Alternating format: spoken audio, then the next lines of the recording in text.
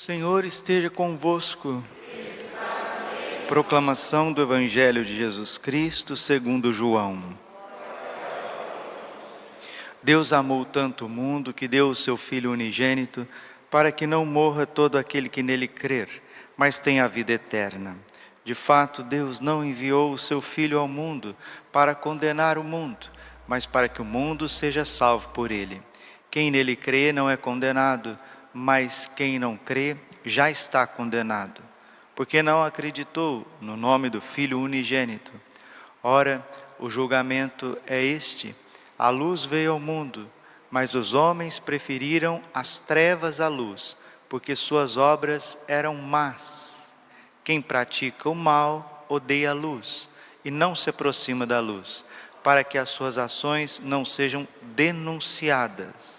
Mas quem age conforme a verdade aproxima-se da luz, para que se manifeste que suas ações são realizadas em Deus. Palavra da salvação. Ave Maria, cheia de graça, o Senhor é convosco. Bendita sois vós entre as mulheres, bendito o fruto do vosso ventre, Jesus. Santa Maria, Mãe de Deus, rogai por nós, pecadores, agora e na hora de nossa morte. Amém. Vinde, Espírito Santo, vinde por meio da poderosa intercessão do Imaculado Coração de Maria, vossa amadíssima esposa. Podemos sentar um pouquinho. Jesus, manso e humilde de coração. São Paulo, ele pegou um inverno muito rigoroso, por volta do ano 55, em Corinto. Não tinha jeito dele voltar para Jerusalém, nem seguir para Roma.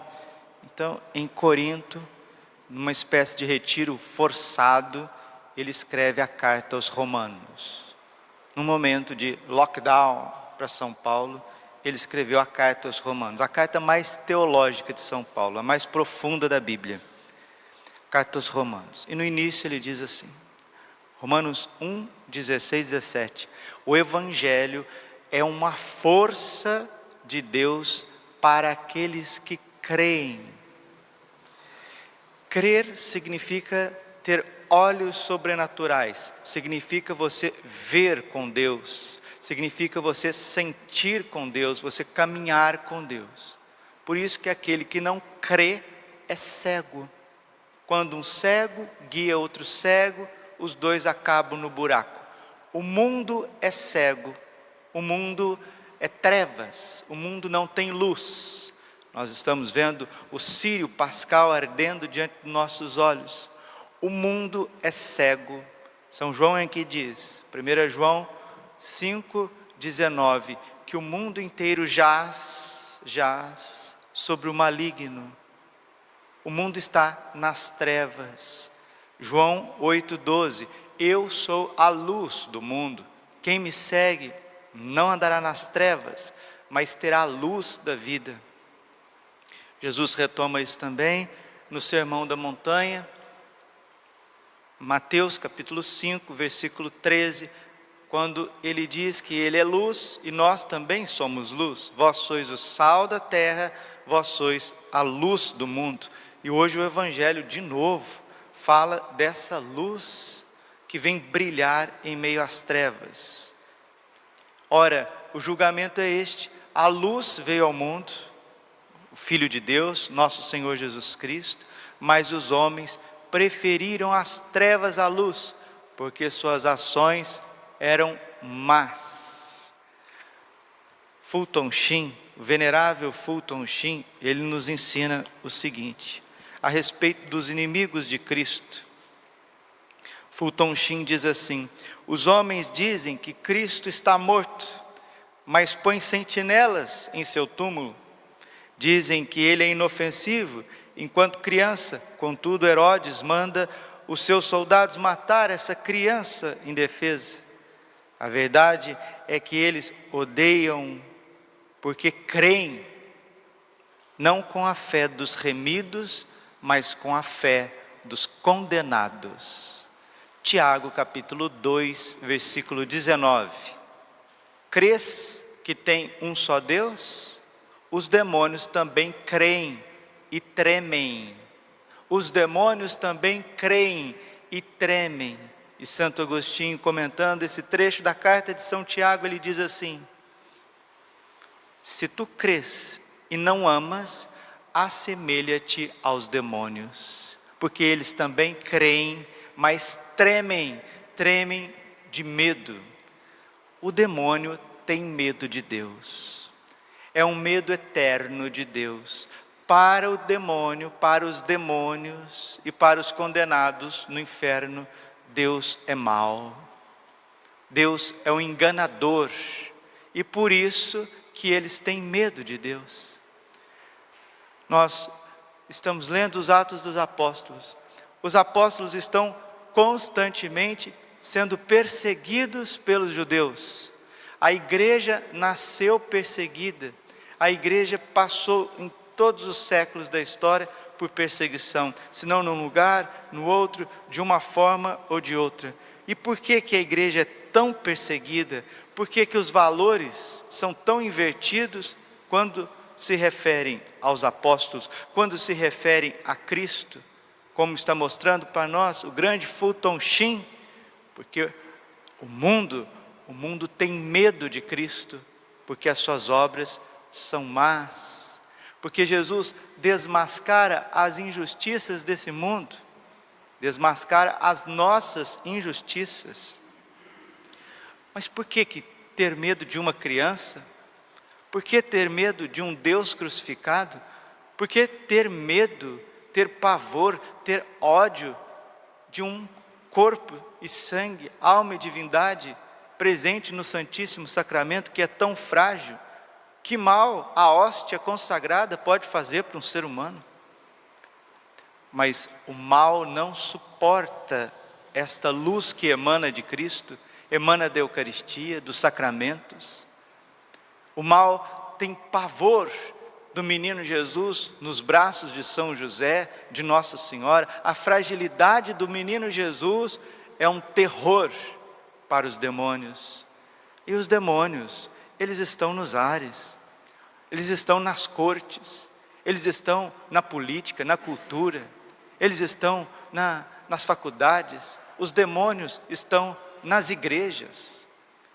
E aí as pessoas que são das trevas, porque Jesus está dizendo que tem filhos da luz e filhos das trevas, essas pessoas ficam alvo fácil para os demônios e começam a perseguir a Igreja Católica Apostólica Romana. João capítulo 16, versículo 1. Digo isso para que vocês não se escandalizem. Chegará o momento que vão expulsar cada um de vocês das sinagogas, das igrejas, e aqueles que vos perseguirem julgará estar prestando culto a Deus. Na verdade, Jesus é mais incisivo ainda. Ele diz assim, João 16, 2, aqueles que vos matarem, estarão julgando, dando culto a Deus. Aí alguém pode dizer assim, padre, mas como que as pessoas conseguem inverter tantos valores? Como que a inteligência das pessoas pode ficar tão obscurecida em relação às coisas de Deus? Como conseguem colocar maldade aonde não existe? Isso acontece porque a mente humana, por si só, ela é doente. Ela precisa da graça de Deus, ela precisa de redenção. Ela consegue rejeitar o que é bom e acolher o que é mal. Ela consegue fazer aliança com a mentira e ter medo da verdade. Ela prefere se deixar levar pelo ódio, pela hipocrisia, do que amar e se entregar. É um mistério. São Paulo chama isso de mistério da iniquidade. 2 Tessalonicenses, capítulo 2, versículo 5. O mistério da iniquidade está em ação. Então, meus queridos, a Bíblia, a palavra de Deus, ela fala conosco. Deus está vivo na sua palavra. Ele ilumina a nossa inteligência. Ele é a luz que vindo a este mundo ilumina todo homem. Então, não se iludam, não se escandalizem, não perturbe os vossos corações, se daqui para frente vocês verem pessoas que estão fazendo o bem, estão rezando, estão louvando a Deus, estão buscando agradar a Deus e não aos homens, sendo perseguidas, até mortas, porque a perseguição aos cristãos está alastrada por esse mundo. Se não é uma perseguição sangrenta, se não é uma perseguição de martírio, de sangue, derramamento de sangue, é um patrulhamento ideológico em cima das coisas de Deus, que vai cansando as pessoas, vai enfraquecendo a fé daqueles que já estão ali tíbios. Então a igreja católica, que é santa, indefectível, a igreja que é indestrutível, a igreja passará e está passando por uma grande purificação. E essa visão da purificação está no Catecismo da Igreja, no parágrafo 675. Antes da vinda de Cristo, a igreja passará por um abalo, onde muitos apostatarão da fé, muitos deixarão de ser católicos. Olha, padre, mas eu conhecia uma vizinha, que ela era tão devota, não perdia uma missa, agora não vai mais de jeito nenhum. Eu conhecia tal lugar que tinha missa todos os dias, tal pessoa que não perdia um terço dos homens, que fazia isso, aquilo, que tinha um fervor, que servia e fazia aquilo e aquilo mais, e agora não vai mais na igreja. Muitos já estão dizendo que depois desta pandemia, quando vierem outros problemas de ordem social, eclesial, muitos não voltarão mais. Mas por que não voltarão mais? Porque se iludiram com nosso Senhor Jesus Cristo. Vieram à missa, vieram à igreja, não para adorar a Deus, não para se transformar, para deixar com que o Espírito Santo os molde e os santifique, mas sempre vieram na igreja com um viés de interesse terreno. Sempre é um interesse terreno. É porque eu quero isso, eu quero aquilo, eu preciso daquilo outro, e sempre é uma moeda de troca com Deus, como se a fé fosse uma moeda de troca. Eu sirvo a Deus e Deus me dá isso, Deus me dá aquilo. Deus é Pai e provedor? Sim, mas a essência divina não é para ficar distribuindo dons aqui ou acolá. Deus é Deus e nós devemos ser adoradores. O grande presente que Deus quer dar para nós é Ele mesmo. Deus quer se doar a nós, e Ele faz isso no batismo, Ele faz isso na crisma, Ele faz isso em cada Santa Missa, quando nós recebemos o seu corpo, o seu sangue, alma e divindade. Essa riqueza ninguém pode tirar de nós. Podem tirar tudo, como tiraram dos primeiros cristãos. Os apóstolos foram colocados na prisão, os apóstolos foram levados aos tribunais, os apóstolos foram martirizados, e também os primeiros cristãos, mas eles não tiravam dos cristãos a alegria da fé, porque o Evangelho é poder de Deus para aquele que crê, e o Evangelho é uma boa nova, o Evangelho é uma boa notícia. O Evangelho está dizendo que Cristo está acima de tudo e de todos, e que este mundo passageiro está sobre o poder, sobre a providência de Deus, e nós estamos aqui neste mundo também numa grande prova, Segunda Carta de Timóteo, capítulo 2, capítulo 3, versículo 12. Todos aqueles que quiserem viver piedosamente no Senhor Jesus, terão de sofrer a perseguição, a incompreensão, as críticas, os julgamentos. Mas, Padre, diante de tanta pressão de todos os lados, como que nós devemos nos proceder? Com humildade. Humildade. Humilhai-vos debaixo da poderosa mão de Deus, para que no derradeiro momento Ele vos exalte. Não seja bobo, porque Deus não quer ninguém bobo, ninguém ingênuo. Jesus até censurou, às vezes, essa lerdeza da nossa parte. Lucas 16:8. Os filhos das trevas são mais espertos em seus negócios do que os filhos da luz. Sejamos inteligentes, sejamos sóbrios e vigilantes diante deste mundo, diante do poder temporal que se volta muitas vezes contra Cristo e a sua igreja e persegue os cristãos, persegue os pequeninos, como perseguiu os apóstolos, como difamou os apóstolos. De tal modo Deus amou o mundo, que enviou o seu Filho único ao mundo, para que todo aquele que nele crer não pereça, mas tenha a vida eterna. Santo Agostinho diz que se perdermos todas as Sagradas Escrituras e ficarmos com esse trecho, João 3,16, basta para a nossa salvação. De tal forma Deus amou o mundo, mas o mundo odeia. E diz Fulton Sheen, retomo, termino. Os homens dizem que Cristo está morto, mas põem sentinelas em seu túmulo.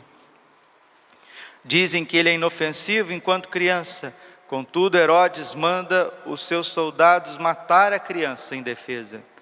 A verdade é que eles odeiam porque creem, não com a fé dos remidos, mas com a fé dos condenados, a fé dos demônios. Tiago 2,19, os demônios também creem, mas tremem de pavor, por isso perseguem, por isso difamam, por isso distorce tudo. E a batalha que nós estamos vivendo, nesses tempos, 2021 para frente, é uma batalha encarniçada contra os príncipes malignos das trevas. E quem não for homem de oração, quem não for mulher de oração, a sua mente vai adoecer. Você vai ser tomado pela ansiedade, pelo medo, pela preocupação, pela desconfiança, pelo pânico. Mas aqueles que creem, aqueles que rezam o seu terço, meditam as Sagradas Escrituras, perseveram, buscam ao Senhor enquanto Ele se deixa encontrar, esses estarão guardados no coração imaculado de Maria. Peçamos a São José, que protegeu o menino Jesus indefeso, protegeu a Virgem Maria. Peçamos a São José que proteja as famílias para que elas não percam a fé, que elas continuem vindo à igreja, continue devolvendo o seu dízimo, continue rezando, adorando, fazendo tudo o que tem que ser feito, porque nos Atos dos Apóstolos está escrito, 5:29, mais vale obedecer a Deus do que aos homens. Glória ao Pai, ao Filho e ao Espírito Santo, como era no princípio, agora e sempre. Amém. Coração Imaculado de Maria, confiança, saúde e vitória. Amém.